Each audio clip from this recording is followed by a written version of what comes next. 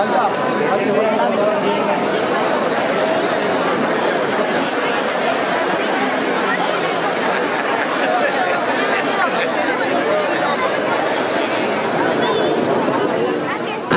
honetan, emakume batek eraso matxista salatu du Basaurin. San Faustoko jaiak ospatzen ari ginela.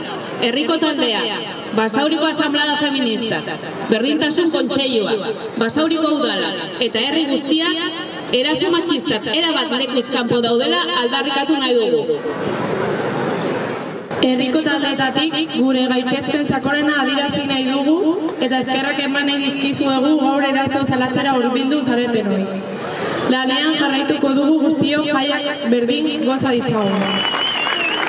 Erasotua izan den emakumeari mezu bat bidali nahi diogu. Zurekin gaude eta gure babesa daukazu. Gogoratu kalea eta abaguak ere gureak direla eta jaietan gure eskubideen aurka doan edozein jarreraren aurrean antolatzen jarraituko dugula. Erasorik ez, erantzunik gabe!